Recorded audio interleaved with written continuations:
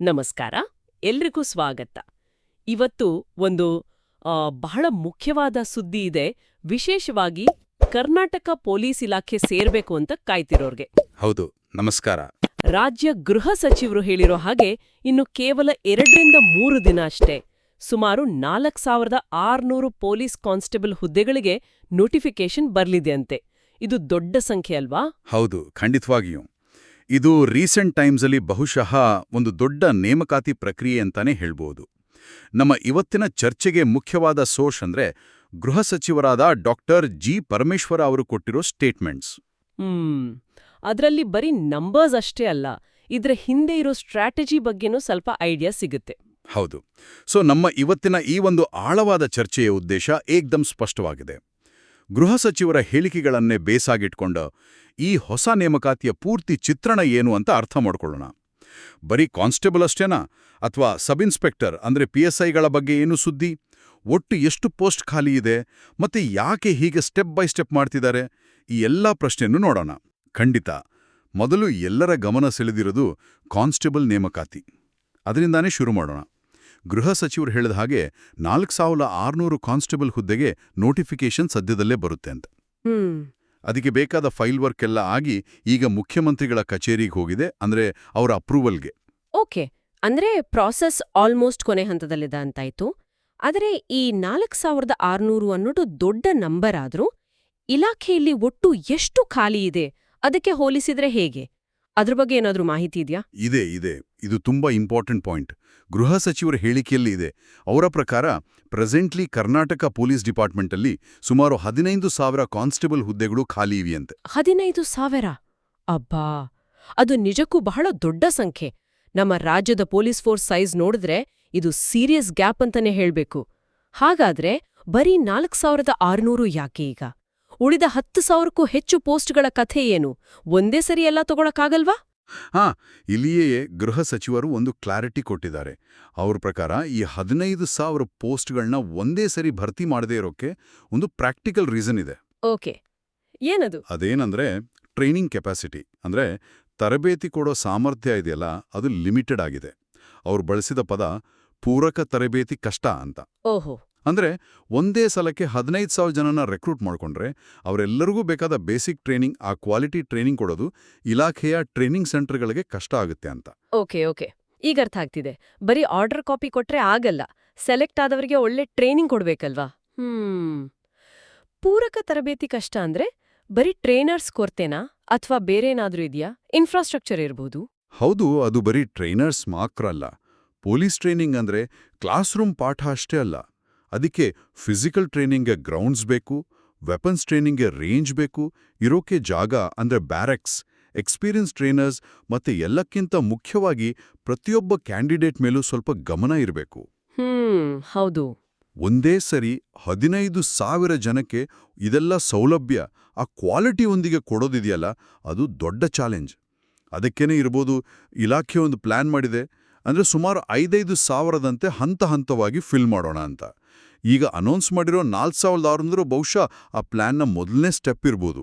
ಇದು ಅರ್ಥ ಆಗುತ್ತೆ. ಕ್ವಾಲಿಟಿ ಕಾಂಪ್ರಮೈಸ್ ಮಾಡದೆ ನಂಬರ್ಸ್ನ ಹ್ಯಾಂಡಲ್ ಮಾಡೋಕೆ ಒಂದು ರಿಯಲಿಸ್ಟಿಕ್ ಅಪ್ರೋಚ್ ತರ ಕಾಣಿಸುತ್ತೆ. ಅಂದ್ರೆ ಫುಲ್ ಸ್ಟ್ರೆಂತ್ ಬರೋಕೆ ಸ್ವಲ್ಪ ಲೇಟ್ ಆಗ್ಬೋದು, ಆದ್ರೆ ಬರೋ ಪ್ರತಿ ಬ್ಯಾಚ್ಗೂ ಒಳ್ಳೆ ಟ್ರೈನಿಂಗ್ ಸಿಗುತ್ತೆ ಅನ್ನೋ ನಿರೀಕ್ಷೆ ಇಟ್ಕೋಬಹುದು. ಇದು ಲಾಂಗ್ ಟರ್ಮ್ನಲ್ಲಿ ಡಿಪಾರ್ಟ್ಮೆಂಟ್ಗೆ ಒಳ್ಳೇದು. ಖಂಡಿತ. ಆದರೆ ಇದರ ಅರ್ಥ ಈ 15,000 ಪೂರ್ತಿಯಾಗೋಕೆ ಕನಿಷ್ಠ 3 ಫೇಸ್ ಬೇಕಾಗಬಹುದು, ಅಂದ್ರೆ ಕೆಲವು ವರ್ಷಗಳೇ ಹಿಡಿಯುತ್ತಲ್ವಾ? ಹೌದು, ಅದು ನಿಜ.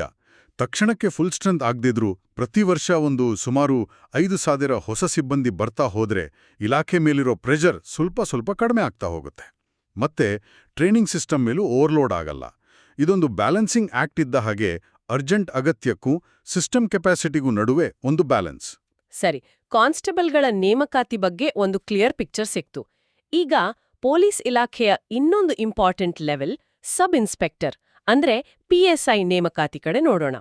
ಅದರ ಬಗ್ಗೆ ಗೃಹ ಸಚಿವರು ಏನ್ ಹೇಳಿದ್ದಾರೆ? PSI ವಿಷಯದಲ್ಲೂ ಕೆಲವು ಮುಖ್ಯವಾದ ಅಪ್ಡೇಟ್ಸ್ ಕೊಟ್ಟಿದ್ದಾರೆ. ನಿಮ್ಗೆ ನೆನಪಿರ್ಬೋದು, ಮುಂಚೆ 545 PSI ಪೋಸ್ಟ್ಗಳ ನೇಮಕಾತಿ ಸ್ವಲ್ಪ ಕಾಂಟ್ರವರ್ಸಿಯಾಗಿ ನಿಂತಿತ್ತು. ಹೌದು. ಆ ಪ್ರಕ್ರಿಯೆ ಬಗ್ಗೆ ಅವರು ಕ್ಲಾರಿಟಿ ಕೊಟ್ಟಿದ್ದಾರೆ.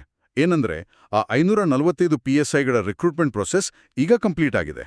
ಸೆಲೆಕ್ಟ್ ಆದ ಕ್ಯಾಂಡಿಡೇಟ್ಸ್ ಸದ್ಯಕ್ಕೆ ಟ್ರೈನಿಂಗ್ನಲ್ಲಿದ್ದಾರೆ. ಅಬ್ಬಾ, ಅಂದ್ರೆ ಆ ಕಾಂಟ್ರವರ್ಸಿ ಎಲ್ಲ ಮುಗ್ದು ಫೈನಲಿ ಆ ಆಫೀಸರ್ಸ್ ಇನ್ನು ಸ್ವಲ್ಪ ದಿನದಲ್ಲಿ ಡ್ಯೂಟಿಗೆ ಬರ್ತಾರಾ, ಯಾವಾಗ ಬರ್ತಾರೆ ಅಂತ ಏನಾದ್ರೂ ಹೇಳಿದ್ರಾ? ಹೌದು, ಹೇಳಿದ್ದಾರೆ. ಗೃಹ ಸಚಿವರು ಕೊಟ್ಟಿರೋ ಮಾಹಿತಿ ಪ್ರಕಾರ ಈ 545 PSIಗಳು ತಮ್ಮ ಟ್ರೈನಿಂಗ್ ಮುಗಿಸಿ ಇನ್ನು ಕೇವಲ 4 ತಿಂಗಳೊಳಗೆ ಇಲಾಖೆಗೆ ಸೇರ್ತಾರಂತೆ. 4 ತಿಂಗಳು ಅಂದ್ರೆ ತುಂಬಾ ಹತ್ರದಲ್ಲೇ ಇದೆ. ಹೌದು, ಇದು ಖಂಡಿತವಾಗಿಯೂ ಡಿಪಾರ್ಟ್ಮೆಂಟ್ಗೆ, ಎಸ್ಪೆಷಲಿ ಇನ್ವೆಸ್ಟಿಗೇಷನ್ ವಿಂಗ್ಸ್ಗೆ, ಲಾ ಅಂಡ್ ಆರ್ಡರ್ಗೆ ದೊಡ್ಡ ಬೂಸ್ಟ್ ಕೊಡುತ್ತೆ. ನಿಜಕ್ಕೂ ಇದು ಪಾಸಿಟಿವ್ ಸುದ್ದಿ. PSI ಬಗ್ಗೆ ಇಷ್ಟೇನಾ ಅಥವಾ ಹೊಸದಾಗಿ ಏನಾದ್ರೂ ರೆಕ್ರೂಟ್ಮೆಂಟ್ ಬಗ್ಗೆ ಹೇಳಿದ್ರಾ? ಇಲ್ಲ, ಇದರ ಜೊತೆಗೆ ಇನ್ನೊಂದು ಇಂಪಾರ್ಟೆಂಟ್ ಅನೌನ್ಸ್ಮೆಂಟ್ ಇದೆ. ಗೃಹ ಸಚಿವರು ಹೇಳಿದ ಹಾಗೆ ಇನ್ನು 402 ಹೊಸ ಸಬ್ ಇನ್ಸ್ಪೆಕ್ಟರ್ಗಳ ನೇಮಕಾತಿಗೂ ಗೌರ್ಮೆಂಟ್ ಈಗಾಗಲೇ ಆರ್ಡರ್ ಪಾಸ್ ಮಾಡಿದೆ ಅಂತೆ. ಓ ವಾವ್! ಅಂದ್ರೆ ಈಗ ಟ್ರೈನಿಂಗ್ನಲ್ಲಿರುವ 545 PSIಗಳ ಜೊತೆಗೆ ಈ 402 ಹೊಸ ಪೋಸ್ಟ್ಗಳಿಗೂ ರಿಕ್ರೂಟ್ಮೆಂಟ್ ಪ್ರೊಸೆಸ್ ಬಹುಶಃ ಬೇಗನೆ ಶುರುವಾಗ್ಬೋದಂತ ಅನ್ಸುತ್ತೆ. ಅದ್ಭುತ. ಅಂದ್ರೆ ಬರೀ ಕಾನ್ಸ್ಟೇಬಲ್ ಲೆವೆಲ್ ಅಲ್ಲ, ಆಫೀಸರ್ ಲೆವೆಲ್ನಲ್ಲೂ ದೊಡ್ಡ ಸಂಖ್ಯೆಯಲ್ಲಿ ನೇಮಕಾತಿ ಆಗ್ತಿದೆ. ಒಟ್ಟಾರೆಯಾಗಿ ನೋಡಿದ್ರೆ 4600 ಕಾನ್ಸ್ಟೇಬಲ್ ನೋಟಿಫಿಕೇಶನ್ ಈಗ ಒಟ್ಟು 15,000 ಕಾನ್ಸ್ಟೇಬಲ್ ಹಂತವಾಗಿ 545 PSIಗಳು 4 ತಿಂಗಳಲ್ಲಿ ಬರ್ತಾರೆ. ಮತ್ತೆ ಹೊಸದಾಗಿ 402 PSI ನೇಮಕಾತಿಗೆ ಆರ್ಡರ್ ಆಗಿದೆ. ಇದು ಪೊಲೀಸ್ ಇಲಾಖೆಯ ಮ್ಯಾನ್ ಪವರ್ ಹೆಚ್ಚಿಸೋ ಒಂದು ದೊಡ್ಡ ಯೋಜನೆ ತರನೇ ಕಾಣ್ತಿದೆ. ಖಂಡಿತವಾಗಿಯೂ ಈ ನಂಬರ್ಸ್ ಎಲ್ಲ ಒಟ್ಟಿಗೆ ಇಟ್ಟು ನೋಡಿದ್ರೆ ಸ್ಟೇಟ್ ಗವರ್ಮೆಂಟ್ ಪೊಲೀಸ್ ಡಿಪಾರ್ಟ್ಮೆಂಟಲ್ಲಿರೋ ಸ್ಟಾಫ್ ಶಾರ್ಟೇಜ್ ಕಡಿಮೆ ಮಾಡೋಕೆ ಒಂದು ಸೀರಿಯಸ್ ಆರ್ಗನೈಸ್ಡ್ ಪ್ರಯತ್ನ ಮಾಡ್ತಿದೆ ಅನ್ನೋದು ಕ್ಲಿಯರ್ ಆಗಿ ಕಾಣಿಸುತ್ತೆ. ಇಷ್ಟೊಂದು ದೊಡ್ಡ ಸ್ಕೇಲ್ನಲ್ಲಿ ರಿಕ್ರೂಟ್ಮೆಂಟ್ ನಡೀತಿರೋದು ಇಲಾಖೆ ಎಫಿಷಿಯನ್ಸಿ ಹೆಚ್ಚೋಕೆ, ಇನ್ವೆಸ್ಟಿಗೇಷನ್ ಸ್ಪೀಡ್ ಮಾಡೋಕೆ, ಪಬ್ಲಿಕ್ಗೆ ಒಳ್ಳೆ ಸರ್ವಿಸ್ ಕೊಡೋಕೆ ಹೆಲ್ಪ್ ಆಗ್ಬೋದು. ಖಂಡಿತ ಇದು ಪೊಲೀಸ್ ಇಲಾಖೆಯಲ್ಲಿ ಕೆರಿಯರ್ ಮಾಡ್ಕೋಬೇಕು ಅಂತ ಇರೋ ಸಾವಿರಾರು ಯುವಕ ಯುವತಿಯರಿಗೆ ಒಂದು ಒಳ್ಳೆಯ ಅವಕಾಶ, ಒಂದು ಕ್ಲಿಯರ್ ಸಿಗ್ನಲ್ ಕೂಡ ಹೌದು. ಆದ್ರೆ ಇಷ್ಟು ದೊಡ್ಡ ರಿಕ್ರೂಟ್ಮೆಂಟ್ ಅಂದಾಗ ಬರೀ ನಂಬರ್ಸ್ ಮುಖ್ಯ ಅಲ್ಲ ಅಲ್ವಾ? ಇದರ ಸಕ್ಸೆಸ್, ಆ ಪ್ರಾಸೆಸ್ ಎಷ್ಟು ಪಾರದರ್ಶಕವಾಗಿ, ಎಷ್ಟು ಎಫಿಷಿಯೆಂಟ್ ಆಗಿ ನಡೆಯುತ್ತೆ ಅನ್ನೋದ್ರ ಮೇಲೆ ಡಿಪೆಂಡ್ ಆಗತ್ತೆ ಅಲ್ವಾ? ಹಿಂದೆ ಕೆಲವು ಕಾಂಟ್ರವರ್ಸಿ ಆಗಿರೋದ್ರಿಂದ ಈ ಸಾರಿ ಸ್ವಲ್ಪ ಹೆಚ್ಚು ಕೇರ್ಫುಲ್ ಆಗಿರ್ಬೇಕಾಗತ್ತೆ.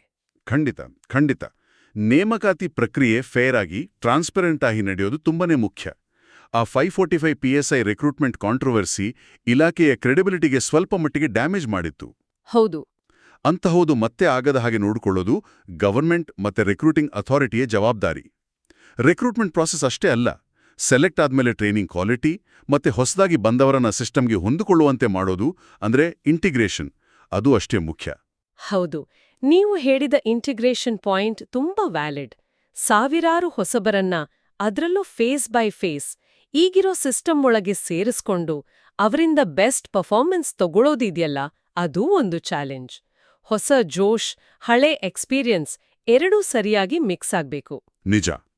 ದೊಡ್ಡ ನಂಬರ್ನಲ್ಲಿ ರಿಕ್ರೂಟ್ಮೆಂಟ್ ಆದಾಗ ಅದು ಬರೀ ವೇಕೆನ್ಸಿ ತುಂಬೋದಷ್ಟೇ ಅಲ್ಲ, ಅದು ಡಿಪಾರ್ಟ್ಮೆಂಟ್ ಕಲ್ಚರ್, ವರ್ಕಿಂಗ್ ಸ್ಟೈಲ್ ಮೇಲೂ ಪರಿಣಾಮ ಬೀರುತ್ತೆ. ಹೊಸಬರು ಹೊಸ ಐಡಿಯಾ ತರಬಹುದು, ಆದರೆ ಅವರಿಗೆ ಸರಿ ದಾರಿ ತೋರಿಸಬೇಕು, ಸಿಸ್ಟಮ್ ಬಗ್ಗೆ ತಿಳುವಳಿಕೆ ಕೊಡಬೇಕು. ಈ ಹಂತವಾದ ನೇಮಕಾತಿ ಬಹುಶಃ ಈ ಇಂಟಿಗ್ರೇಷನ್ಗೂ ಸ್ವಲ್ಪ ಹೆಲ್ಪ್ ಮಾಡಬಹುದು. ಯಾಕಂದ್ರೆ ಪ್ರತಿ ಸರಿ ಒಂದು ಮ್ಯಾನೇಜಬಲ್ ನಂಬರ್ನಲ್ಲಿ ಹೊಸಬರು ಬರ್ತಾರೆ. ಒಟ್ಟಿನಲ್ಲಿ ಈ ಎಲ್ಲ ರಿಕ್ರೂಟ್ಮೆಂಟ್ ಪ್ರೋಸೆಸ್ ಸಕ್ಸಸ್ಫುಲ್ ಆಗಿ ಕಂಪ್ಲೀಟ್ ಆದ್ರೆ ಮುಂದಿನ ಕೆಲವು ವರ್ಷಗಳಲ್ಲಿ ಕರ್ನಾಟಕ ಪೊಲೀಸ್ ಡಿಪಾರ್ಟ್ಮೆಂಟ್ ಖಂಡಿತವಾಗಿಯೂ ಸ್ಟ್ರಾಂಗ್ ಆಗುತ್ತೆ.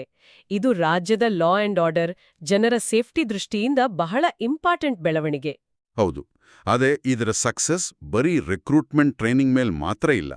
ಅವರಿಗೆ ಬೇಕಾದ ಮಾಡರ್ನ್ ಎಕ್ವಿಪ್ಮೆಂಟ್ಸ್, ಟೆಕ್ನಾಲಜಿ, ವರ್ಕ್ ಮಾಡೋಕ್ಕೂ ಒಂದು ಒಳ್ಳೆ ಎನ್ವಿರಾನ್ಮೆಂಟ್ ಕೊಡೋದು ಅಷ್ಟೇ ಮುಖ್ಯ. ಕರೆಕ್ಟ್. ಸ್ಟಾಫ್ ನಂಬರ್ ಜಾಸ್ತಿ ಆದ ಹಾಗೆ ರಿಸೋರ್ಸಸ್ ಮೇಲಿನ ಡಿಮ್ಯಾಂಡ್ ಕೂಡ ಜಾಸ್ತಿ ಆಗುತ್ತೆ. ಗವರ್ನಮೆಂಟ್ ಆ ನಿಟ್ಟಿನಲ್ಲೂ ಗಮನ ಕೊಡಬೇಕಾಗುತ್ತೆ. ಖಂಡಿತ. ಈ ದೊಡ್ಡ ನೇಮಕಾತಿ ಒಂದು ಶುರು ಅಷ್ಟೇ. ಇದರ ಪೂರ್ತಿ ಬೆನಿಫಿಟ್ ಸಿಗ್ಬೇಕು ಅಂದ್ರೆ long term planning, continuous investment ಬೇಕೇ ಬೇಕು. ಸರಿ, ನಮ್ಮ ಈ ಆಳವಾದ ಚರ್ಚೆಯ ಕೊನೆಗೆ ಬಂದಿದ್ದೇವೆ. ಮುಖ್ಯ ಅಂಶಗಳನ್ನ ಇನ್ನೊಮ್ಮೆ ಶಾರ್ಟ್ ಆಗಿ ಹೇಳೋದಾದ್ರೆ? ಖಂಡಿತ. ಮೊದಲನೇದು, 4600 ಪೊಲೀಸ್ ಕಾನ್ಸ್ಟೇಬಲ್ಸ್ ನೇಮಕಾತಿಗೆ ನೋಟಿಫಿಕೇಷನ್ ಕೆಲವೇ ದಿನಗಳಲ್ಲಿ ಬರುತ್ತೆ. ಇದು ಒಟ್ಟು 15,000 ಖಾಲಿ ಪೋಸ್ಟ್ ತುಂಬೋ ದೊಡ್ಡ ಯೋಜನೆಯ ಮೊದಲನೇ ಹಂತ. ಎರಡನೇದು, ಟ್ರೈನಿಂಗ್ ಕೆಪಾಸಿಟಿ ಲಿಮಿಟ್ ಇರೋದ್ರಿಂದ ಈ 15,000 ಪೋಸ್ಟ್ಗಳನ್ನ ಹಂತವಾಗಿ ಸುಮಾರು 5,000 ಪ್ರತಿ ಹಂತದಲ್ಲಿ ತುಂಬೋಕೆ ಡಿಸೈಡ್ ಮಾಡಿದ್ದಾರೆ. ಇದು ಸ್ಪೀಡ್ ಮತ್ತೆ ಕ್ವಾಲಿಟಿ ನಡುವಿನ ಬ್ಯಾಲೆನ್ಸ್ ತೋರಿಸುತ್ತೆ. ಮೂರನೇದಾಗಿ ಸಬ್ ಇನ್ಸ್ಪೆಕ್ಟರ್ ವಿಷಯದಲ್ಲಿ ಆ ಕಾಂಟ್ರವರ್ಷಿಯಲ್ 545 PSI ರಿಕ್ರೂಟ್ಮೆಂಟ್ ಪ್ರಾಸೆಸ್ ಮುಗಿದು ಅವರು 4 ತಿಂಗಳಲ್ಲಿ ಸರ್ವಿಸ್ಗೆ ಬರ್ತಾರೆ. ಅದರ ಜೊತೆಗೆ ಹೊಸದಾಗಿ 402 PSI ನೇಮಕಾತಿಗೂ ಸರ್ಕಾರ ಆರ್ಡರ್ ಮಾಡಿದೆ. ಅಂದ್ರೆ ಆಫೀಸರ್ ಲೆವೆಲ್ನಲ್ಲೂ ಸ್ಟ್ರೆಂತ್ ಹೆಚ್ಚಿಸ್ತಿದ್ದಾರೆ.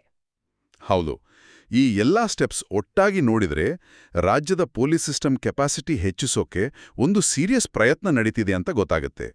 ಹೆಚ್ಚು ಸ್ಟಾಫ್ ಇದ್ರೆ law and order, crime investigation, prevention, public contact ಎಲ್ಲದರಲ್ಲೂ ಇಂಪ್ರೂವ್ಮೆಂಟ್ ಆಗೋ ಚಾನ್ಸ್ ಇದೆ.